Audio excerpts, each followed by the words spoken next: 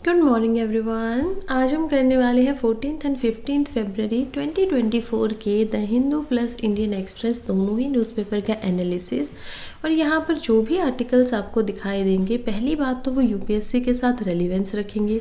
दूसरी बात, जो सिलेबस से रिलेटेड आर्टिकल्स हैं, अगर इनके आपको इमेजेस चाहिए है या फिर पीडीएफ फॉर्म में चाहिए तो ये दोनों चीज़ें आपको मेरे टेलीग्राम ग्रुप के ऊपर मिलेंगी, जिसका लिंक कमेंट बॉक्स के अंदर दिया गया है। जब हम स्टार्ट करेंगे दोनों न्यूज़पेपर को, तो हमें पता है कि कुछ ऐसे आर्टिकल्स दिखाई देंगे जो दोनों न्यूज़पेपर के अंदर दिए होंगे। उन आर्टिकल्स में से, कॉमन आर्टिकल्स में से, हम सिर्फ एक न्यूज़पेपर से उस आर्टिकल को करने वाले हैं जो ज़्यादा अच्छे से ज़्यादा डिटेल में गहनता के साथ वर्णित मिलेगा। तो चलिए स्टार्ट करते हैं पहले आर्टिकल से, जो कि है Abu Dhabi enhances Ayodhya Joy says PM open UAE temple. क्या हुआ है? अबू धाबी यानी कि एक जगह का नाम है जो कि यूनाइटेड अरब अमीरात के अंदर स्थित है, और हम देखेंगे कि वहाँ पर एक टेम्पल को खोला गया है। पहला ये उनका मंदिर होने वाला है, हिंदू मंदिर है। खास करके हम देख पाएंगे कि कैसे, बहुत डिटेल में हम इस पर चर्चा करेंगे। अभी डिटेल के लिए या समरी के लिए अब हम समझ सकते हैं कि एक मंदिर खोला गया है जो कि वैष्णव पंथ से रखता है, पहली बार खोला जा रहा है। इसका क्या फ़ायदा है इंडिया के पर्सपेक्टिव से, इसका क्या अच्छाई होने वाली है हम सबके साथ मिलके, वो हम इस पे चर्चा करने वाले हैं। नेक्स्ट देखते हैं, centre calls for talks yet again but farmer 6 positive of fear. देखिए क्या बातें की जा रही हैं कि फार्मर्स जो है वो दोबारा से प्रोटेस्ट के ऊपर आ गए हैं, विरोध कर रहे हैं, बहुत सारी डिटेल्स लेके आए हैं, मांगे लेकर आए हैं। उनमें से 12 पॉइंट्स का उन्होंने स्ट्रक्चर प्रोटेस्ट करने की अभी कोशिश की है। तो ये सारी चीज़ें देखिए, सेंटर बोल रहे हैं कि हम फिर से बात करने को तैयार हैं। अब आगे देखते हैं कि इसका रिजल्ट क्या होने वाला है। अभी तक तो क्या हो रहा है कि अभी तक कोई भी इस मुद्दे के ऊपर इतने अच्छे से हमारे पास पूर्ण जानकारी जो है वो नहीं आ पाई है। नेक्स्ट आर्टिकल की तरफ बढ़ते हैं, जो कि पहला आर्टिकल होने वाला है, the illusion of change in Pakistan. क्यों ऐसी बात की जा रही है? इल्यूजन का मतलब यहाँ पर होता है एक बहकावा, कि आपको ऐसे ही लगता है कि कुछ बदल गया है, लेकिन पाकिस्तान का जो अभी इलेक्शन हुए हैं उससे रिलेटेड ये आर्टिकल आया है। रिसेंट में ही इलेक्शन हुए हैं। कब इलेक्शन हुए? 8 फरवरी को। 8 फरवरी को पाकिस्तान के अंदर इलेक्शन हुए, और उन इलेक्शंस के अंदर ये बहुत ही आशा थी, उम्मीद थी कि पॉलिटिकल स्टेबिलिटी को पाकिस्तान के अंदर लेकर आया जाएगा। हम देखेंगे राजनीतिक स्थिरता यहाँ पर देखी जाएगी और नेशनल लेवल पर हीलिंग होगी। लेकिन ऐसा कुछ नहीं हुआ, क्योंकि सबसे पहली बात तो जो इलेक्शन हुए हैं उन पे ये इल्ज़ाम लगाया गया है कि वो फ्री नहीं थे, फेयर नहीं थे और ट्रांसपेरेंट भी नहीं थे, यानी कि फ्रॉड हुआ है कहीं ना कहीं, ऐसे बार बार इल्ज़ाम लगाए जा रहे हैं। दूसरी बात यह है कि जो पाकिस्तान तारीख इंसाफ यानी कि जो former prime minister Imran Khan है, उनकी जो पार्टी थी, उन्होंने नेशनल असेंबली के अंदर सबसे ज़्यादा सीट्स को यहाँ पर ऑब्जर्व किया है, और उन्हीं की पार्टी के मेंबर्स के द्वारा ये इल्ज़ाम भी लगाया गया है कि कैसे उनके जो वोट्स हैं उनको कम गिना गया है, या फिर उनके जो रिटर्निंग ऑफिसर्स थे उनको यहाँ पर बंदी बना लिया गया है। आर्टिकल 45 जो सेक्शन है उनके एक्ट का, सेक्शन 45 और फॉर्म नंबर 47, ये दोनों हम अच्छे से डिटेल में आगे पढ़ने वाले हैं, समझेंगे कि ऐसे इल्ज़ाम क्यों लगाए जा रहे हैं। हालांकि अभी हम देखते हैं कि अभी के लिए पाकिस्तान का क्या सिनेरियो है। हमें समझ में आता है कि पाकिस्तान में मिलिट्री रूल डायरेक्ट तरीके से ना होकर बल्कि क्या है, इनडायरेक्ट तरीके से है। यानी कि इनडायरेक्ट तरीके से इसको बोला जाता है एस्टेब्लिश्ड। एक ऐसे लोग, मिलिट्री जो खुद रूल ना करके, खुद राज्य ना करते, एस्टेब्लिशमेंट का काम करती है, राजाओं को बनाने का काम करती है, या जो प्राइम मिनिस्टर है, जो है राजनीति में, वो काम कर रहे हैं। तो ये इसी वजह से वो एस्टेब्लिशमेंट के हो गए। अब उनका क्या इन्फ्लुएंस था? वो चाहते थे कि इमरान खान फिलहाल प्राइम मिनिस्टर ना बने दोबारा से। इसी वजह से इमरान खान को यहाँ पर जेल भी डाली गई, उनको पकड़ा भी गया, लेकिन जनता का जो सपोर्ट था वो उनकी तरफ चला गया। हम देखते हैं कि मिलिट्री यहाँ पर नवाज जो शरीफ है उनको भी वापस बुला लेती है, जिनको के देश निकाला वो चले गए थे, खुद ब खुद ही भाग गए थे, क्योंकि उनको पाकिस्तान के अंदर जो एक तरीके से क्रिमिनल होते हैं उनका दर्जा कभी दिया गया था। उनको वापस बुलाया गया कि ताकि उनकी पॉपुलैरिटी के साथ इलेक्शन जो है वो जीता जा सके। लेकिन जहाँ इनकी पॉपुलैरिटी थी वहीं पर हम देखते हैं कि पंजाब और जो दूसरा एरिया आसपास के थे उसी में वो हार गए। वहीं पे हम देखते हैं कि इमरान खान जीत जाते हैं। अब क्या सिनेरियो चल रहा है, उनका अरेस्ट हो जाता है इमरान खान का इससे पहले कुछ समय पहले। फिर हम देखते हैं कि सेकंड रंग जो पीटीआई लीडर है इमरान खान, वो काफ़ी सपोर्ट उनको मिले इलेक्शन के अंदर और उन्होंने 93 सीट्स को नेशनल असेंबली के अंदर जीत लिया। 18 जो है वो पाकिस्तान मुस्लिम लीग पीएमएल के द्वारा जीती गई। नोटेबली जो हाफ ऑफ द सीट्स हैं वो पंजाब से आई, सबसे ज़्यादा कहाँ से आई है, पंजाब से ही आई है, जो कि स्ट्रॉन्ग होल्ड ऐसा माना जा रहा था कि वहाँ से तो नवाज शरीफ ही जीतने वाले हैं। अब क्या इन्फ्लुएंस रहा है एस्टैब्लिशमेंट का, देखिए क्लियर पब्लिक मैंडेट है, सभी के सभी लोग चाहते हैं, फेवर कर रहे हैं इमरान खान को। लेकिन फिर भी ये जरूर देखा जा रहा है कि जो मिलिट्री थे यहाँ पर जो इनडायरेक्ट रूल कर रहे हैं वो इससे नाखुश हैं। क्यों नाखुश हैं? क्योंकि ऐसा तो वो कभी चाहते ही नहीं थे, इसीलिए तो वो इस तरीके से एक बीच का रास्ता निकाल कर नवाज शरीफ को वापस बुलाते हैं। तो ये सारी चीज़ें हमें देखने को मिल रही है। तो जो एक चेंज सोचा गया था पॉलिटिक्स के अंदर कि अब आने वाला है, स्थिरता आने वाली है, स्टेबिलिटी देखने को मिलेगी, वैसा कुछ दिखाई नहीं रह रहा है। तो इसी वजह से यहाँ पर टाइटल जो लिखा है ऑथर ने, वो भी इन्होंने लिखा है कि कैसे एक इल्यूजन सा है। हमारे लिए कहाँ पे इंपॉर्टेंट हो जाता है, आईआर में, इंटरनेशनल रिलेशंस के अंदर हमें पता होना चाहिए कि हमारे जो सराउंडिंग कंट्रीज़ हैं उनके अंदर क्या क्या ऐसी वैल्यूज़ है जो हम उनके साथ रखते हैं, हमारी और उनकी वैल्यूज़ मैच खाती है, मेलजोल होता है, या फिर कौन कौन सी ऐसी चीज़ें हैं जो उनके साथ मैच नहीं खाती हैं। जैसे कि इंडिया खुद में एक डेमोक्रेटिक कंट्री है, एक लोकतांत्रिक कंट्री है, देश है एक लोकतांत्रिक। जब हम किसी कंट्री के साथ में कोई संबंध बनाते हैं, हमें अच्छे से कौन समझेगा, जो खुद में डेमोक्रेटिक होगा, लेकिन क्या वो असलियत में भी डेमोक्रेटिक है? क्या हमारा नेबर जो हमारा सबसे बड़ा दुश्मन बना रहता है, हमारा पड़ोसी जो मुल्क है, क्या वो सही में हमारे लिए फ़ायदेमंद होगा? क्या उसकी पॉलिटिक्स दोबारा आने वाली थी तो वो इंडिया के परस्पेक्टिव से ठीक होती? ऐसा माना जा रहा था कि जो नवाज शरीफ है उनका इंडिया की तरफ जो रुख होता है या एक देखने का तरीका है वो थोड़ा सा पोलाइट देखा गया था पहले की तरफ से, इसी वजह से उनको मिलिट्री रूल पसंद भी नहीं कर रहे थे। क्या वो दोबारा आते तो दोबारा से इंडिया के लिए थोड़ा पॉजिटिव होते? टेररिज्म जो होता है, आतंकवाद जो होता है, क्या वो सही में उसको मिलकर काटने का काम करते? खैर ये चीज़ें अभी के लिए नहीं पता है, क्योंकि अभी जो गवर्नमेंट बनने वाली है वो क्या बनने वाली है, कोएलिशन की। कोएलिशन गवर्नमेंट क्या होती है? जब आपकी मेजॉरिटी जो है वो पूर्ण तरीके से ना हो और उस समय पे आप जो गवर्नमेंट बनाते हो वो बनाते हो कोएलिशन के, जितना कि कोरम चाहिए होता है पार्लियामेंट में आपको गवर्नमेंट बनाने के लिए। First pass the post rule, हमारे यहाँ पर सिस्टम ऐसे काम करता है कि आप सबसे ज़्यादा ले आओ, आप ही अपनी असेंबली को बना लोगे, गवर्नमेंट को बना लोगे। लेकिन अगर आपकी सबसे ज़्यादा वोट नहीं आती हैं, टोटल जो वोट्स आती हैं उनके अंदर से, तो फिर क्या ऑप्शन होते हैं इंडिया के अंदर? अगर एक स्टैटिक का हम रिवीजन करें तो हम देख पाएंगे कि इंडिया में अगर यहाँ पर कोई भी मेजॉरिटी रूल नहीं देखा जाएगा तो हमें पता है कि जो गवर्नर होते हैं, या फिर हम देख पाएंगे कि गवर्नर जो है स्टेट असेंबलीज़ में लीडर को चुनेंगे, कोएलिशन करवाएंगे, या फिर किसी को चांस देंगे कि वो 6 महीने तक यहाँ पर एज अ लीडर आए और उसके बाद अपनी मेजॉरिटी को प्रूव कर दे हाउस के सामने, पर 6 महीने उसको पहले दिए जा सकते हैं। अगर ऐसा नहीं होता है और ये मामला चला जाता है यूनियन के अंदर, किसी स्टेट में ना होकर, तो यहाँ पर प्रेसिडेंट के द्वारा, या फिर जब हम देखते हैं कि उन्नति जो की जाती है किसी को, वो यहाँ पर किया जाता है। और वो भी ऐसे ही नहीं किया जाता, मेजॉरिटी जो है वो उनको अपनी 6 महीने के अंदर अंदर फिर से लोकसभा के हाउस के ऊपर, फ्लोर ऑफ द हाउस के ऊपर आकर साबित करनी होती है।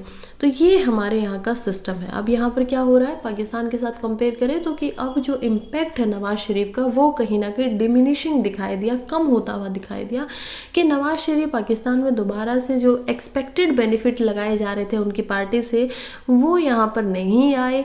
पार्टी ने एक डिसिसिव विक्ट्री नहीं जीती है, कि ये जो जीत थी वो इतनी ज़्यादा देखने वाली थी, वैसा कुछ दिखाई नहीं दिया है, बहुत स्ट्रॉन्ग ऐसे विक्ट्री दिखाई नहीं दी है। तो यही हमें समझ में आता है कि कैसे प्रोविंसेस के अंदर भी काफ़ी क्लियरिटी देखने के मिली, खास करके जो खैबर पख्तूनख्वा का जो रीजन है, केपी रीजन बोला जाता है, या फिर सिंध का रीजन है जिसमें पंजाब वगैरह को हम देख पाएंगे, तो वहाँ पर जो वर्डिक्ट आई है वो काफ़ी क्लियर है और वोटर्स ने वहाँ पर पीटीआई यानी कि इमरान खान को चुना है। तो ये हम देख पाएंगे। रीजनल और रिलीजियस पार्टीज़ में देखें तो हम देख पाएंगे कि कैसे रीजनल और जो रिलीजियस पार्टी थी वो उनकी रेलिवेंस कम होगी गई है, बिल्कुल ही लॉस हो गई है, क्योंकि मेनली हमें क्या दिखाई दे रहा है, दो पॉलिटिकल लीडर आमने सामने खड़े होकर लड़ रहे हैं जो कि नेशनल लेवल के हैं, और कोई भी रीजनल पार्टीज ना सिंध से पावर में आई है, ना ही बलूचिस्तान से, ना ही केपी से, जो कि हमें देखा खैबर पख्तूनख्वा। तो इनमें से कोई भी यहाँ पर पावर के अंदर नहीं आ पाए हैं, बल्कि जो नेशनल लेवल की पार्टीज है, खास करके मुतांदा कौमी मूवमेंट, उनको छोड़कर। खैर नाम क्या है कुछ है वो हमें बिल्कुल भी याद नहीं रखने, जस्ट आईआर के रिलेशन से हमें उनका पॉलिटिकल स्ट्रक्चर पता होना चाहिए। नेक्स्ट आर्टिकल की तरफ बढ़ते हैं, जो कि है अगेन द हिंदू के साइंस पेज से।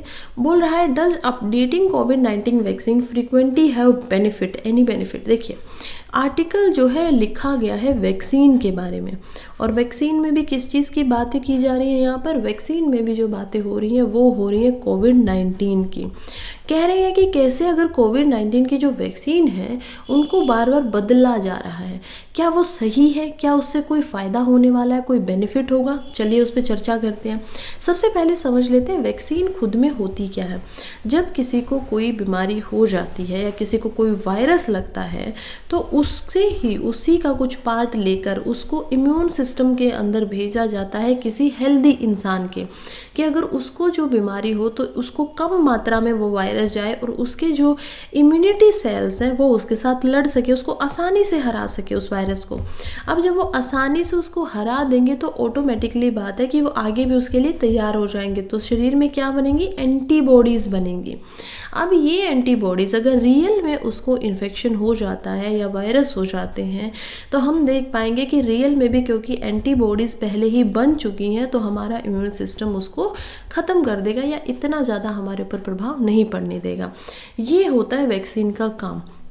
वैक्सीन बहुत प्रकार की होती है, खासकर जो 3 प्रकार की वैक्सीन्स होती हैं उसमें मैं आप बता दूं, एक प्रकार की जो वैक्सीन होती है उसमें या तो जो वायरस है उसकी डेड फॉर्म का इस्तेमाल किया जाता है कि मरा हुआ वायरस है, जस्ट उसको दिखाने के लिए। दूसरी हम देखेंगे वीक वायरस का इस्तेमाल किया जाता है कि बहुत ही ज़्यादा उसको वीकन रखा हुआ है। और थर्ड टाइप की जो वैक्सीन होती है वो होती है स्ट्रक्चर्ड वैक्सीन। इसमें क्या किया जाता है कि जो हमने वैक्सीन के लिए वायरस को चुना था, उस वायरस के, मान लीजिए वायरस कुछ इस प्रकार से दिखता था, इसके ऊपर ऐसे ऐसे कुछ निशान थे।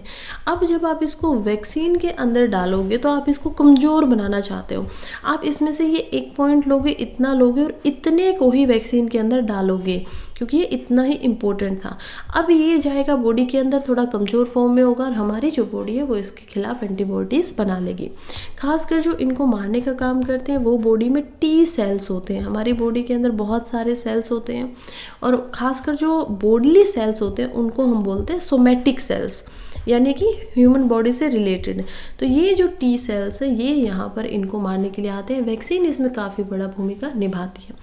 अब असली सवाल पे पहुँचते हैं। आई होप आपका स्टैटिक यहाँ से क्लियर हो गया होगा। असली सवाल पूछता है कि बार बार वैक्सीन को बदलना क्यों पड़ रहा है। 2-3 प्रॉब्लम्स भी हैं इस असली सवाल में। सबसे पहले क्या है कि सबसे पहले तो हम देखते हैं कोविड के नए नए वेरिएंट आ रहे हैं। कभी कोविड का जो वेरिएंट है वो JN.1 आ जाता है, कभी कोविड का जो है वो XSB आ जाता है यहाँ पे। कभी हमने देखा स्टार्टिंग में जब आया था तो सार्स आया था। तो ये सब क्या है, कोविड के अलग अलग तरीके हैं, अलग अलग रूप हैं। पहले जो कोविड होता था वो कुछ इस तरीके से दिखाई देता था, कोरोना का जो वायरस था। दूसरी बार जब वो शेप बदल कर आ जाता है अपने आप को, क्योंकि एंटीबॉडीज़ तो इसी के लिए बनी थी, तो अब वो कैसे दिखाई दे रहा है, वो कुछ इस प्रकार से दिखाई दे रहा है। क्या हमारी एंटीबॉडीज़ को पहचान पाएंगी? नहीं पहचान पाएंगे, क्योंकि हमने किस तरीके से बनाया था, इस शेप के लिए बनाई गई थी बॉडी के द्वारा। अब जब वो JN.1 में आता है तो अब उसकी जो शेप है वो कुछ अलग हो गई है, ऐसी हो गई है। तो हर बार जो कोविड है वो अपने वेरिएंट बदल बदल कर आ रहा है, और इसी वजह से जो आपने शार्क की यहाँ पर वैक्सीन ली थी उसका फ़ायदा अगर आप बूस्टर डोज ले भी लोगे तो वो फ़ायदा उतने हद तक हमें JN.1 का वेरिएंट जो है उसके ऊपर दिखाई नहीं देगा, बिल्कुल भी काम नहीं करेगा। एग्जैक्टली थोड़ा बहुत हो सकता है 2-4%। फिर अभी क्या प्रॉब्लम है, अभी जो यहाँ पर कुछ हमारे जो मिथ्स होते हैं उनको तोड़ा गया है। ये ज़रूरी नहीं है कि आपने वैक्सीन कितनी बार ली है, ये ज़रूरी है कि क्या उसमें चेंज आए हैं और क्या आपने जो न्यू अपडेटेड वैक्सीन है उसको लिया है। अब यहाँ पर क्या होता है, देखिए वैक्सीन जो बनाई जाती है ना, हमने सीखा 2-3 तरीके से बनाई जाती है, लेकिन मोस्टली जो कोविड की वैक्सीन बनी है वो है मैसेंजर RNA की। अब ये मैसेंजर आरएनए क्या होता है, चलिए इसको समझते हैं। जरा ध्यान से देखेंगे तो हमें पता है कि हमारी बॉडी के अंदर सेल होता है, और ये जो सेल आपको दिखाई दे रहा है इसी के अंदर डीएनए देखने को मिलता है यहाँ पर, इसी के अंदर हमें न्यूक्लियस देखने को मिलती है, और इसी के अंदर हमारे जो सेल की जो बॉडली फंक्शंस है, हमारी बॉडी के लिए जो भी अच्छा है वो सारी की सारी चीज़ें होती हैं। अब इस सेल में से हमारी बॉडी के अलग अलग सेल बनेंगे, और प्रोटीन हमें पता है कि बहुत इंपॉर्टेंट होता है बॉडी के लिए, खासकर सर्वाइवल के लिए, बिल्डिंग ब्लॉक है हमारी बॉडी का। तो यहाँ से डीएनए जो है वो एक इंफॉर्मेशन भेजता है आरएनए के थ्रू बाहर। अब अगर डीएनए यहाँ पर है तो इसका मतलब आरएनए भी यहीं पर है। जब ये आरएनए को कोई इन्फॉर्मेशन मिलती है तो ये बन जाता है मैसेंजर आरएनए, क्योंकि ये मैसेज लेकर कहाँ जाएगा, राइबोसोम के पास जाएगा। अब राइबोसोम जो होते हैं वो होते हैं प्रोटीन मेकर। अब राइबोसोम यहाँ पर क्या करेंगे, राइबोसोम हम देख पाएंगे कि कुछ इस तरीके का स्ट्रक्चर दिखाई देगा जो कि अपने आसपास में यहाँ पर प्रोटीन बना रहा होगा। तो ये जो प्रोटीन्स होते हैं ये बनाए जाते हैं डीएनए की इन्फॉर्मेशन के बाद में। जब डीएनए बोलता है कि ऐसा प्रोटीन मुझे चाहिए बॉडी के लिए, तब राइबोसोम ऐसा प्रोटीन बनाता है। लेकिन डीएनए क्योंकि अपनी सेफ्टी के लिए कभी भी यहाँ पर बाहर नहीं आता है सेल से, नेवर कम्स आउट, तो मैसेंजर आरएनए जो होता है उसके अंदर जो इन्फॉर्मेशन होती है वो डीएनए की इन्फॉर्मेशन होती है, यहाँ से प्रोटीन बनता है। अब इसी का फ़ायदा उठाया साइंटिस्ट ने क्या देखा कि कभी भी कोई वायरस अगर बॉडी के अंदर जाता है, और ख़ासकर वायरस कैसे यहाँ पर जीवित रहते हैं बॉडी के अंदर, तो ये वायरस जो होते हैं ना वो जब हवा में होते हैं तो वो डेड भी रह सकते हैं। इसी वजह से नॉन लिविंग थिंग्स के ऊपर से भी आपको वायरस जो है वो हो सकता है बॉडी के अंदर चला जाए। जब वो बॉडी के अंदर जाएगा तो वो आपके सेल के अंदर घुस जाता है, और सेल के अंदर घुसकर आपके डीएनए के ऊपर कब्जा कर लेता है। अब इसका एक एग्जांपल सोचिए कि आप अपने घर में आराम से रह रहे हो, लेकिन सडनली एक दिन 2 हथियारबंद लोग आपके घर के अंदर आ जाते हैं। अब ये लोग जो है ये टेररिस्ट हैं, आपका घर है, आप उसमें आराम से रह रहे थे। अब ये हथियार की मदद से, गन की मदद से आपसे बोलेंगी कि हमने जो बोला है वो काम करो, बाहर जाओ, ये चीज़ें लेकर आओ। क्या आप अपनी इच्छा से वो चीज़ें लेने के लिए बाहर गए हैं? नहीं गए हो, क्योंकि आपके परिवार के जो मेंबर्स हैं उनके सर पे उन्होंने बंदूक लगाई है, कहा है कि तुमने अगर किसी को बता दिया तो हम क्या करेंगे, तुमको मार देंगे।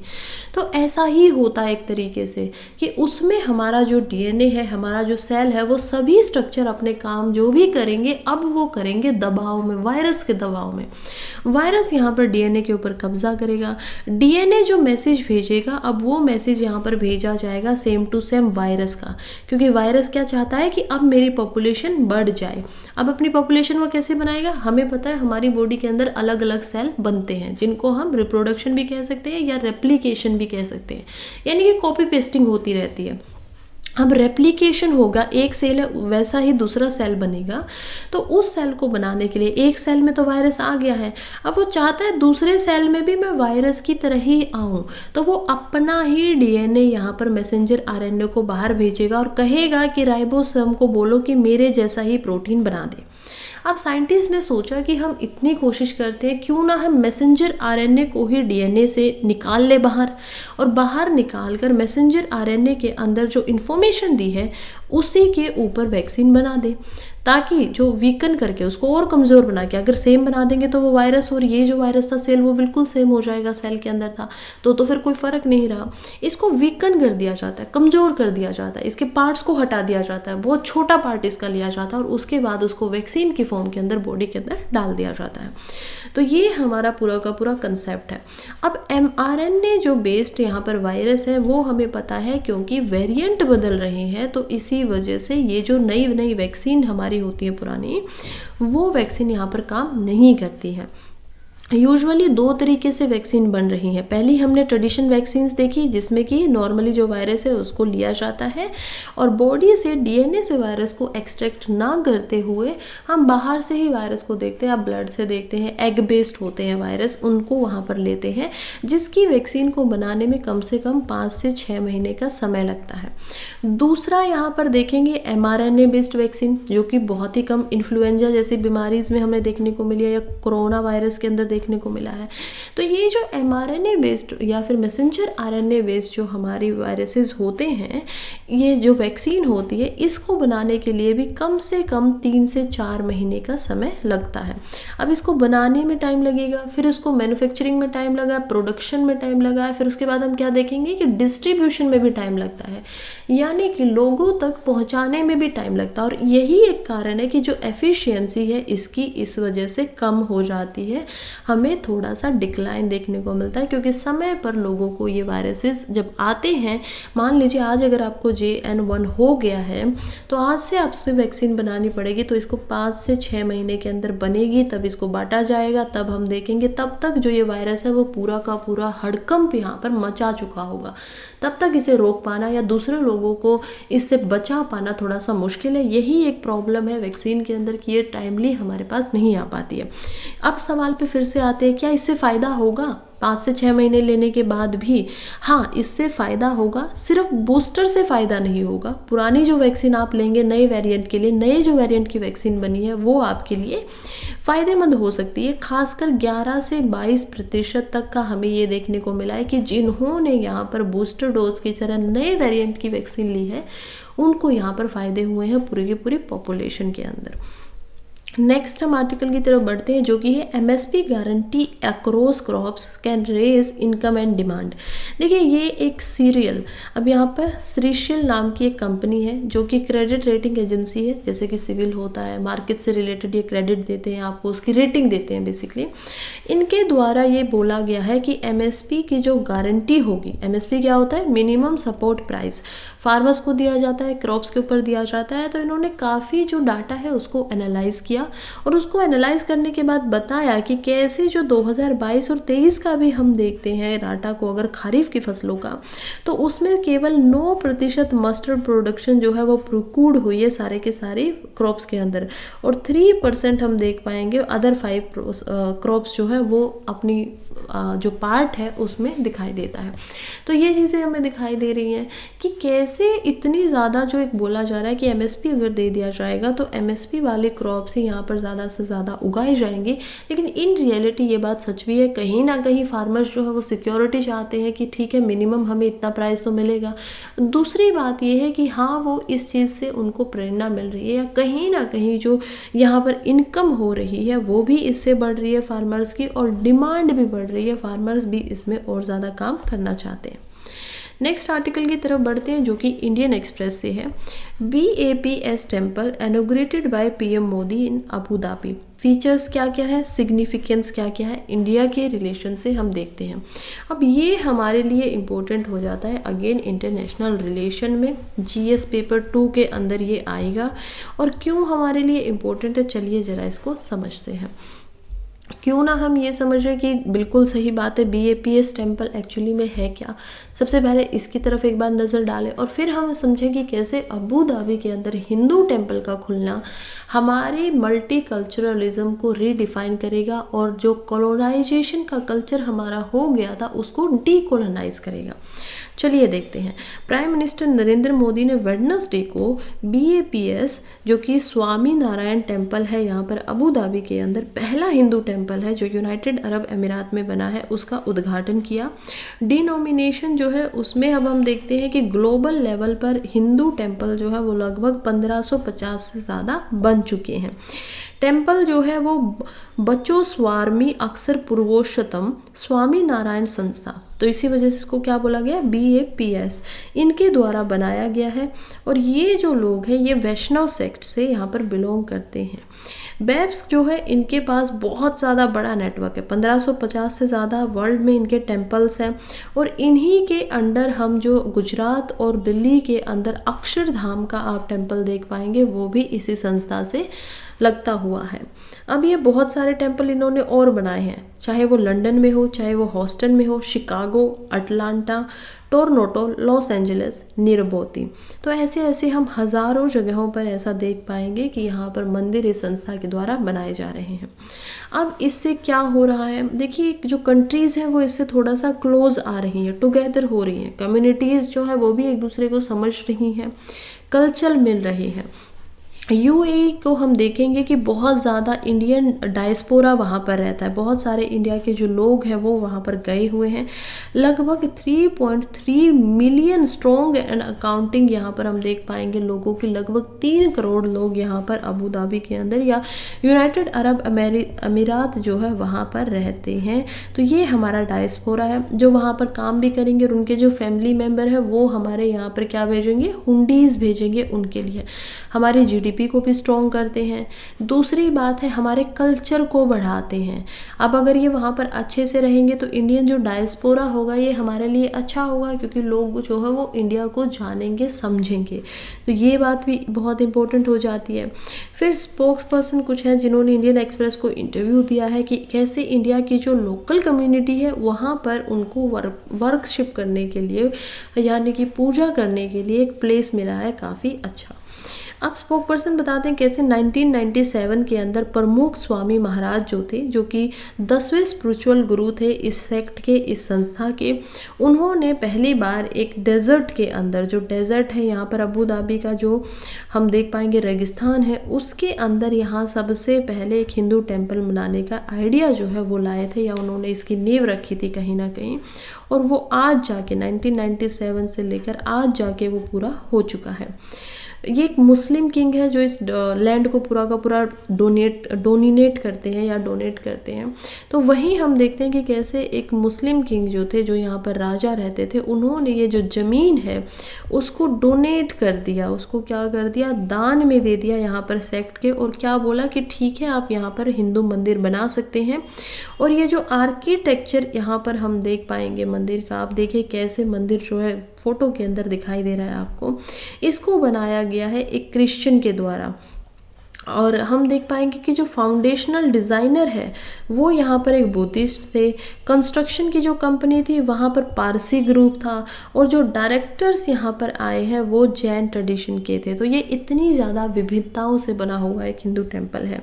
टेम्पल में बहुत सारे सिग्निफिकेंट माइलस्टोन हैं जो कि बायलैटरल रिलेशनशिप को इंडिया और यूएई काफ़ी अच्छा बनाएंगे, और दिखा भी रहे हैं कि कैसे इतने पुराने सालों से हमारे रिश्ते जो है यूएई के साथ वो अच्छे और बेहतर हुए हैं।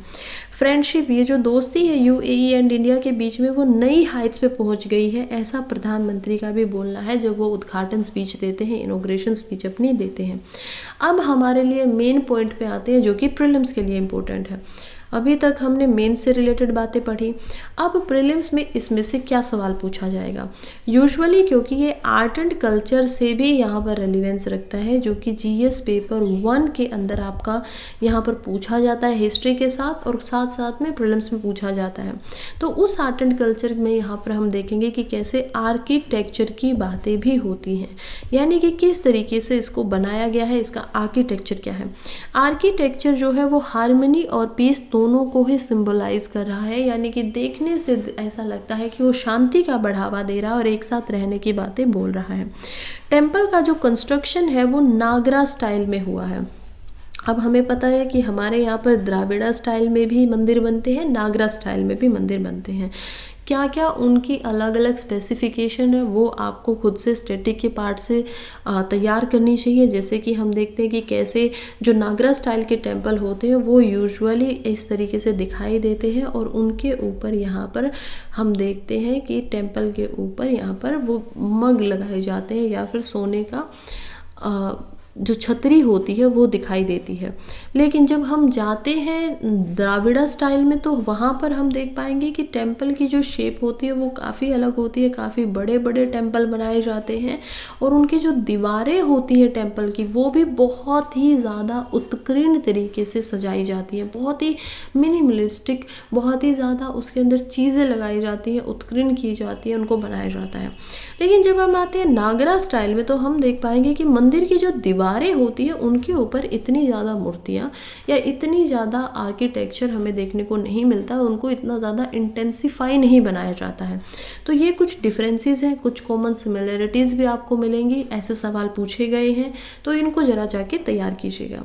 खैर, अब ये हमारे लिए इम्पोर्टेंट क्या है कि अबू धाबी के अंदर जो मंदिर बना है प्रीलिम्स के लिए वो किस स्टाइल में बना है, नागरा स्टाइल में बना है, जिसके ऊपर 7 शिखर्स भी हमें दिखाई देंगे। अब 7 शिखर क्या होते हैं, देखिए ये जो आप ये ये पोर्शन देख पाएंगे।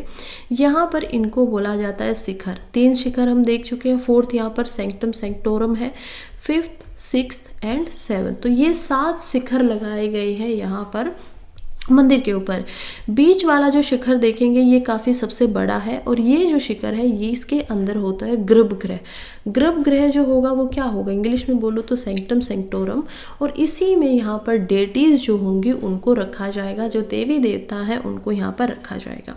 इसके ऊपर खर्चा आया है लगभग 700 करोड़ का, और रफली क्योंकि ये पूरा का पूरा मंदिर स्टोन से बनाया गया है, पत्थर से बनाया गया, तो हम देख पाएंगे कि 20,000 टन से ज़्यादा यहाँ पर स्टोन का इस्तेमाल किया है कंस्ट्रक्शन में।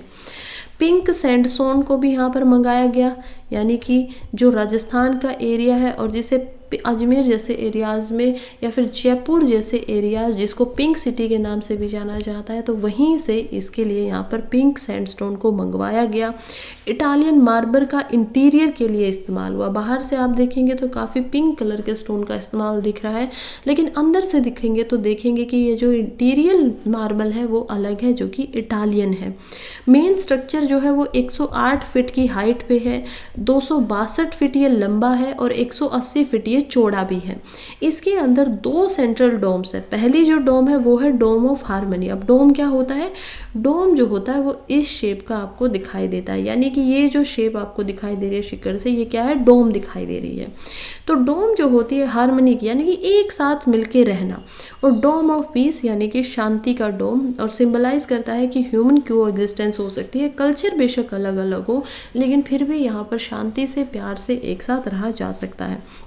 इसमें 96 घंटियाँ लगाई गई हैं, जो कि स्वामी महाराज, प्रमुख स्वामी महाराज जो थे, जो कि 96 साल तक जिए थे, उनका जीवन रहा था, उनको दर्शाता है। टेम्पल्स के जो पूरा का पूरा एरिया है वो लगभग 13.5 एकड़ के अंदर बना हुआ है, जिसके अंदर अलग से एक 13.5 एकड़ का पार्किंग एरिया भी है। तो लगभग हम देखेंगे कि 27 एकड़ के एरिया के अंदर ये बना है। नेक्स्ट हम चलते हैं नेक्स्ट आर्टिकल की तरफ, जो कि अगेन टेम्पल से रिलेटेड है। अब पहला जो आर्टिकल था वो इंडियन एक्सप्रेस से था, और दूसरा जो आर्टिकल है द हिंदू से है। यहाँ पर हम एडिटोरियल में देखेंगे कि अब तक जो स्पेसिफिकेशन हमने देख लिया, अब ये हमारे मल्टीकल्चरलिज्म के लिए क्यों इम्पोर्टेंट हो जाता है। टेम्पल जो ये आर्टिकल है लिखा गया है राकेश सिन्हा के द्वारा, और ये कहते हैं टेम्पल बेल्स इन अबू धाबी।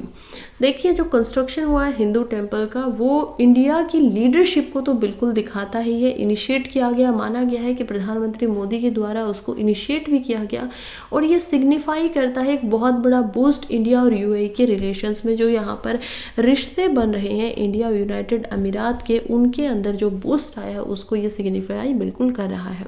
इसमें एक शिफ्ट दिखाया जा रहा है मल्टी कल्चर एक्सेप्ट करने में, अलग अलग जो कल्चरल वैल्यूज़ है उसको लोग करें। एक मुस्लिम लैंड है जो पूरा का पूरा, उसके ऊपर यहाँ पर हमें दिखाई दे रहा है कि कैसे हिंदू जो जिनको काफिर बोला जाता है या जो कोएग्जिस्टेंस है वो लोग भी सामने आ रहे हैं, और डिफरेंट कल्चरल वैल्यूज़ होने के साथ साथ फिर भी हार्मनी में एग्जिस्टेंस करना चाहते हैं, कोएग्जिस्ट करना चाहते हैं। टेम्पल की एस्टैब्लिश टेम्पल जो ये बना है वो सिर्फ यही नहीं दिखाता है कि कैसे हिंदू वैल्यूज़ को यहाँ पर उठाना है, बल्कि पीएम मोदी ने ये भी बताया है अपनी स्पीच में कि जो मेथडोलॉजी है global barter and India cultural reassociation की, यानी कि ग्लोबली और इंडिया का जो कल्चर है और वो कैसे एक दूसरे के साथ जुड़ा हुआ था पहले से लेकर आज तक, ये उस चीज़ को भी दिखाएगा। साथ में जो हमारा कल्चर जो है जो कि कॉलोनाइज हो गया था, उपनिवेशवाद की एक मार हमारे ऊपर पड़ी थी, अंग्रेज यहाँ पर आते हैं आकर हमें कॉलोनाइज कर गए थे, उसको भी अब डीकोलोनाइज किया जाएगा, यानी कि ख़त्म किया जाएगा, और हम हमारे कल्चर को बाहर भेजेंगे। हमारे कल्चर के ऊपर एक तरीके से दबाव दिया गया था, उसको दाबा गया था। अब डीकोलोनाइजिंग कल्चर से क्या मतलब है, पहला ही शब्द देखने को मिलते हैं।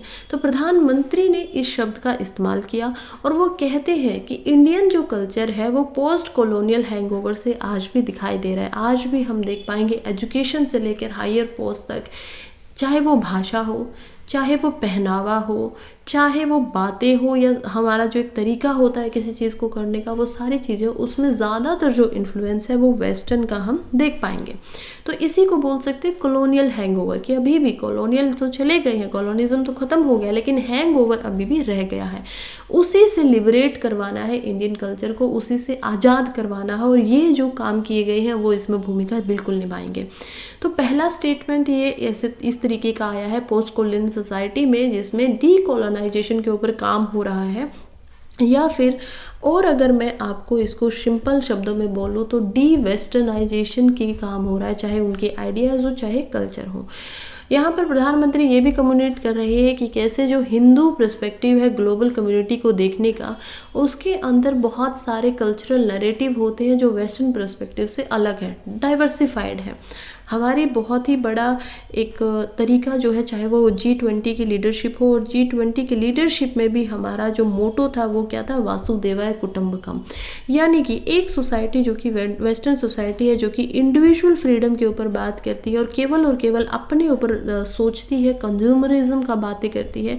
वहीं पर इंडिया का जो कल्चर है वो इस तरीके का कि हम पूरे वर्ल्ड को एक ही घर मान रहे हैं।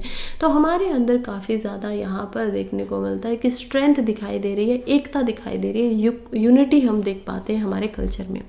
फिर यहाँ पर मल्टीकल्चरलिज्म को भी डिफाइन किया गया है आर्टिकल के अंदर। अब आर्टिकल बोलता है कि 27 एकड़ का ये हिंदू टेम्पल जो बना है वो एक मुस्लिम स्टेट के द्वारा गिफ्ट में दिया गया था, जो कि मल्टीकल्चरलिज्म, एक साथ अलग अलग जो संस्कृति हैं उनका एक नए डायमेंशन को दिखा रहा है। इसके अंदर जो UAE को अगर हम देखें तो कहीं ना कहीं जो लैंड गिफ्ट कर रहे थे वहाँ पर उनके सेकुलरिज्म को दिखाया गया है, कि कहीं ना कहीं जो सेक्युलरिज्म की वैल्यू इंडिया अपने संविधान में भी रखता है, वही चीज़ हमने जैसा किया जिसके साथ वही हमें वापस मिला, तो वो सेक्युलरिज्म अच्छे में वापस मिल रहा है यहाँ पर, जो कि इस्लामिक वर्ल्ड की एक्सेप्टेंस को दिखा रहा है कि वो लोग भी इस चीज़ को एक्सेप्ट करने को तैयार है कि अलग अलग धर्म हो सकते हैं, अलग अलग एलिमेंट जो है कल्चरल इवोल्यूशन के वो एक साथ में को एग्जिस्टेंस कर सकते हैं, एक साथ में रह सकते हैं। कुछ वेस्टर्न हेजेमनी से लेकर भी इसने चैलेंजेस जो है उनको कर दिया है, जैसे कि जो कंस्ट्रक्शन हुआ है टेम्पल चैलेंजेस का, वो हमने देखा कि कैसे यहाँ पर जो आर्किटेक्ट यहाँ पर थे वो कौन थे, वो हम देख पाएंगे क्रिश्चियन थे, कुछ पारसीज भी देखने को मिले। तो ये जो वेस्ट का रोल था पहले कि अरब्स के बीच में इस्लामिक कंट्रीज़ हैं और जो एशिया की कंट्री है उनके रिश्ते कैसे होंगे, उनमें वो बहुत बड़ी भूमिका निभाते थे, वो अब उसको चैलेंज कर दिया गया है। इंडिया और जो UAE है, अरब जो कंट्रीज़ है, वो एक साथ मिलकर किसी को मीडिएशन ना लेते हुए, किसी को अपने बीच में ना आने देते हुए, जो एस्टेब्लिशमेंट की है रिलीजन की वेस्टर्न डेफिनेशन से अलग है, वो काफ़ी उनके समझ से थोड़ा सा बाहर है। ऐसी क्रिटिक यहाँ पर राकेश सिन्हा जी दे रहे हैं, काफ़ी शब्दों का इस्तेमाल कर रहे हैं। फिर ये कह रहे हैं कि रिलीजन का इस्तेमाल करके डिप्लोमेसी की शेप दी जा रही है, यानी कि कूटनीति का यहाँ पर इस्तेमाल हो रहा है और धर्म के साथ साथ उसको शेप दी जा रही है। अब आर्टिकल इस बात पे बिल्कुल ध्यान दे रहा है कि कैसे जो रिलीजियस इन्फ्लुएंस है फॉरेन पॉलिसी में, वो यहाँ पर काफ़ी ज़्यादा अहम भूमिका निभा रहा है। खास करके अगर हिस्टोरिकल ओरिजिन की बात करें कि जो बुद्धिज़्म था इंडिया के अंदर जैसे आया था, तो हम देखते हैं कि कैसे जो बुद्धिज़्म था वो यहाँ पर मेजर्स लिए गए थे एंगेज करने के, उसमें बहुत सारी कंट्रीज़ को देखा गया था। हमें पता है कि खुद बुद्धा ने अपना जो बेटा थे उनके राहुल, उनको श्रीलंका के लिए भेजा, उनके जो और बच्चे थे किसी को चाइना भेजा, किसी को हम देख पाएंगे कि उनके जो फॉलोवर्स थे उनको उन्होंने कंबोडिया भेजा, इंडोनेशिया भेजा। तो इस तरीके से धर्म के सहारे उन्होंने कल्चर को फैलाया, और वही हिस्टोरिकल यहाँ पर स्पीच में भी दिखाया गया कि इसी तरीके से रिलीजन जो है वो डिप्लोमेटिक रिलेशनशिप्स को भी यहाँ पर अच्छा बना सकता है, रिकॉग्नाइज करवा सकता है कि कैसे उसकी भूमिका जो है वो अच्छी हो सकती है। अब लास्ट में हम समझेंगे सॉफ्ट पावर को। इंडिया हमेशा अपनी सॉफ्ट पावर के लिए जाना जाता है। दो तरीके की पावर है। चाइना का अगर हम देखें तो चाइना की जो डिप्लोमेसी होती है वो हमें वॉरियर टाइप की दिखाई देती है, क्योंकि चाइना क्या है कि इंटरनेशनल फोरम पे भी जाएगा तो वॉल्फ स्ट्रेटजी का इस्तेमाल करेगा, भेड़िए की जो उसकी स्ट्रेटजी है उसका इस्तेमाल करेगा, जिसमें अगर उसको कोई बोलेगा तो वो उन पर अटैक करेगा, बातों का जवाब देगा बहुत ही तेज़ी से। लेकिन इंडिया हमेशा सॉफ्ट पावर में विश्वास करता है। अब सॉफ्ट पावर क्या होती है कि हम अपने कल्चर को फैला रहे हैं किसी के ऊपर दबाव ना डालकर, through social media, through Bollywood, through जो सॉन्ग्स होते हैं हमारे, मूवीज़ होती हैं हमारी, उनके थ्रू हमारा कल्चर फैलता है, अलग अलग लोग उनको देखना चाहते हैं, तो हमारी पावर एक तरीके से आ रही है। ऐसा ही एग्जाम्पल हम साउथ कोरिया का भी यहाँ पर देख सकते हैं कि कैसे साउथ कोरिया भी जो है वो काफ़ी ज़्यादा फेमस हो गया है, काफ़ी जीडीपी बना रहा है, पैसे बना रहा है, क्योंकि लोग जो है उनके के ड्रामास को देखना पसंद करते हैं। उनके सॉन्ग्स के ऊपर इंडिया में ही हम देख पाएंगे यंगस्टर की जो है आर्मीज़ बनी हुई हैं। तो ये चीज़ होती है सॉफ्ट पावर। अब इंडिया ने काफ़ी स्ट्रेटेजिकली, काफ़ी सोच समझकर जो कल्चरल हेरिटेज है उसको फिलोसफिकल स्ट्रेंथ के साथ में मिलाकर सॉफ्ट पावर को अपनी फॉरेन पॉलिसी में डाला हुआ है। पीएम मोदी जब विजिट करते हैं, जैसे कि कुछ कंट्रीज़ हैं, नेपाल जैसी कंट्रीज़, उनमें बुद्धिस्ट टेम्पल्स में जाते हैं। जब वो सिंगापुर जाते हैं तो भी वो बुद्धिस्ट टेम्पल्स के अंदर जाते हैं। और ख़ास कर जब वो जापान में जाते हैं तो इंडिया की जो सॉफ्ट पावर है वो और भी ज़्यादा एग्जाम्पलीफाई हो जाती है जापान के साथ में, क्योंकि जापान के साथ में जो हमारा रिश्ता है वो काफ़ी इन्हीं चीज़ों के ऊपर बेस्ड है, काफ़ी अच्छा रिश्ता है आज तक का। और क्वाड जैसी संस्थाओं में भी जापान को हम देख पाएंगे कि कितना वो सहयोग देता है। अब यही पूरा का पूरा यहाँ पर आर्टिकल था जिसमें हमें अच्छे से समझ में आया कि जब यहाँ पर इसको कल्चर और डिप्लोमेसी को एक लाइट में देखा जाएगा तो हम समझ में पाएंगे कि कैसे जो हिट्रोजोनियस अंडरस्टैंडिंग है इंटरनेशनल रिलेशन से रिलेटेड वो यहाँ पर दिखाई देगी। नेक्स्ट आर्टिकल की तरफ बढ़ते हैं जो कि है फार्मर्स प्रोटेस्ट लेसन अनलर्न्ड। देखिए अब यहाँ पर बोला क्या गया है कि फार्मर्स जो प्रोटेस्ट हुए थे उसमें जो उन्होंने सबक सीखने चाहिए थे वो नहीं सीखे। अब यहाँ पर क्या क्या बातें की गई है, टाइटल अलग है, प्रमोद कुमार जी के द्वारा आर्टिकल लिखा गया है, लेकिन आर्टिकल में बातें कुछ और है। क्या क्या बातें हैं बोली गई हैं कि क्या क्या फार्मर्स जो है, किसान जो है, उन्होंने प्रोटेस्ट किया है, उनके ओल्ड लेसन क्या वो भूल गए हैं और अब नए चैलेंजेस क्या क्या उनको आने वाले हैं। पॉलिटिकल लैंडस्केप की बात हो रही है, खासकर 2024 का साल है, बहुत सारा हमारे फ्लक्चुएशन दिखाई दे रहे हैं, चाहे वो पार्लियामेंट्री इलेक्शन की अप्रोचेस हो, चाहे हम देख पाएंगे कि स्टेट्स में भी इलेक्शन होने वाले हैं। इन सब के बीच में जो एक नई अटेंशन अब गई है, फ्रेश अटेंशन जो ले ली गई है वो चली गई है फार्मर्स की प्रोटेस्ट की तरफ, जो कि किया गया है संयुक्त किसान मोर्चा के द्वारा। 2020 में भी इसको किया गया था, अभी इसमें जो आ रहा है 2024 में ये थोड़ा सा नोटेबली थोड़ा सा अलग है, डिफरेंट दिखाई दे रहा है। क्यों डिफरेंट दिखाई दे रहा है उस पर भी हम बातें करेंगे। पहला जो रीज़न है इसको अलग दिखाई देने का वो है चेंज इन लीडरशिप, यानी कि जो लीडर यहाँ पर पहले बने हुए थे वो अब पहले की तरह नहीं दिख रहे हैं, रीजनल फोकस ज़्यादा हो गया। 2020 में जो किसानों का प्रदर्शन हुआ था उसमें बहुत ही ज़्यादा मात्रा में जो फार्मर्स थे उन्होंने पार्टिसिपेट किया और 3 स्टेट मुख्यतः उसमें दिखाई दी, जैसे कि वेस्टर्न यूपी, हरियाणा, पंजाब, ये तीनों स्टेट्स थे जो काफ़ी ब्रॉड पार्टिसिपेशन के साथ आई। करंट जो प्रोटेस्ट हो रहा है वो ज़्यादातर पंजाब सेंटर्ड है, सिर्फ पंजाब में ही ज़्यादा फार्मर्स जो है उधर से दिखाई दिए हैं अभी तक के, और इन्हीं के अंदर जो अदर एरियाज़ है वो अभी के लिए, अभी अगर इस समय हम देखें तो काफ़ी चुप्पी साधे हुए हैं, क्वाइट है। कंट्रास्ट अगर करें पहले वाले प्रोटेस्ट के साथ तो ये समझ में आता है कि जो प्रीवियस प्रोटेस्ट हुआ था उसकी जो एगिटेशन थी वो अलग अलग डिफरेंट लीडर्स के अंदर में थी, यानी उसको जो चला रहे थे वो अलग अलग लीडर से, यूपी से कोई लीडर था और साथ मिलके यहाँ पर 32 ऑर्गेनाइजेशन एक साथ आई हुई थी, 32 संस्थाएं ऐसी थी जो प्रोटेस्ट में भाग ले रही थी। उन्हीं में से अब अलग लीडर्स हैं जैसे कि जगजीत सिंह धालेवाला, सरवान सिंह पंधार और संयुक्त किसान मोर्चा। अब जो लीडर है ये सिर्फ यही लीडर दिखाई दे रहे हैं। इवॉल्विंग डिमांड हो गई है, जो डिमांड थी करंट प्रोटेस्ट की वो ज़्यादा स्ट्रक्चर्ड दिखाई दे रही है पहले से। इसमें लीगल गारंटी मांगी जा रही है मिनिमम सपोर्ट प्राइस के लिए, एमएसपी के लिए। इंडिया का विड्रोवल कहा जा रहा है कि WTO से इंडिया जो है वो बाहर निकल जाए। अब ये क्यों है वो आप अगले आर्टिकल के साथ में समझेंगे। नेक्स्ट है कि इंडिया को ये भी बोला जाता है कि जो लोन्स हैं यहाँ पर फार्मर्स के ऊपर उनको माफ़ कर दीजिए, तो फार्मर्स की ये भी एक मांग है। और हम देखते हैं कि जो स्वामीनाथन कमीशन की रिपोर्ट्स आई थी एमएसपी से रिलेटेड कि एमएसपी कैसे होना चाहिए, उसको यहाँ पर इम्प्लीमेंट करने की बातें की जाएंगी। पेंशन्स लगाने की बातें हो रही हैं।